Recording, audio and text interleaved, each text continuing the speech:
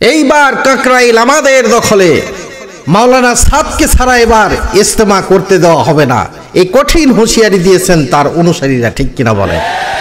ইতিমধ্যে তারা কাকরাইল মসজিদে দলবদ্ধভাবে একত্রিত হয়ে তারা প্রধান উপদেষ্টার সঙ্গে সাক্ষাৎ করবেন, দেখা করবেন, তার কাছ থেকে তারা অনুমতি নেবেন।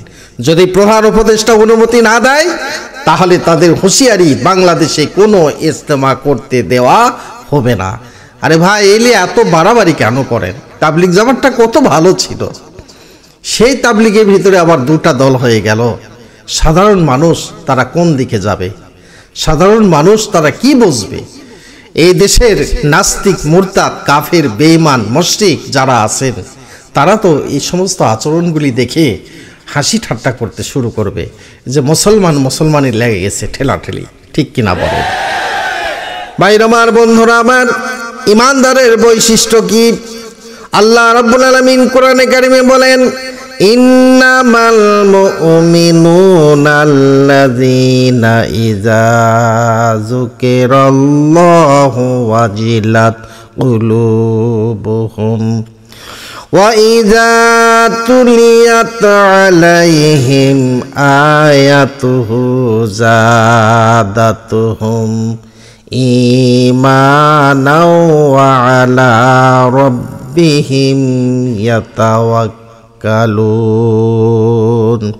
যারা প্রকৃতপক্ষে খাঁটি আল্লাহওয়ালা, যারা ইমানদার ব্যক্তি, যখন তারা আল্লাহ পাকের কথা, আল্লাহ পাকের কোরআন, আল্লাহ পাকের নাম যখন শুনতে পান, তখন তাদের অন্তরটা একবারে নরম হয়ে যায়।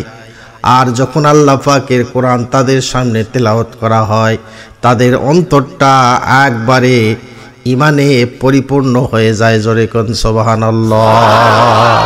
তারা সব সময় আল্লাহর উপরেই তাওয়াক্কুল রাখেন, আল্লাহর উপরেই ভরসা রাখেন। সুবহানাল্লাহ।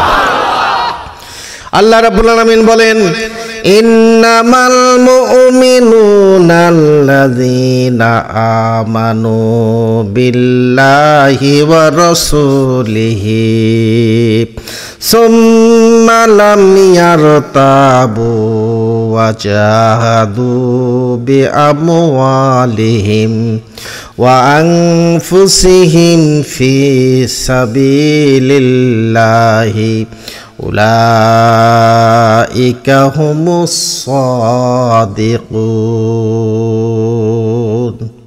তারাই তো মুমিন যারা আল্লাহ এবং তার রাসূলের প্রতি ঈমান আনার পরে কোনো সন্দেহ পোষণ করে না। আল্লাহর তাআলার প্রতি ঈমান আনা এবং রাসূলের ঈমান আনা, রাসূলের প্রতি ঈমান আনা এবং জিহাদ করা, এটাই হলো তাদের জন্য করে সবচাইতে বড় কাজ। তারাই সত্যনিষ্ঠ। সুবহানাল্লাহ।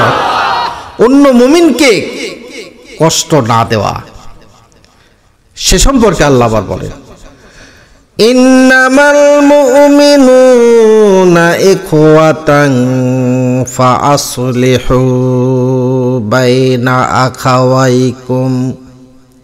মুমিনরা তো পরস্পর ভাই। সুবহানাল্লাহ। অতএব তোমরা তোমাদের এই দৃষ্টান্ত ধরে রাখো, এই কথা বিশ্বাস করো, তোমাদের মধ্যে যদি কোনো দ্বিমত থেকে থাকে তোমরা মীমাংসা করে নাও। সুবহানাল্লাহ।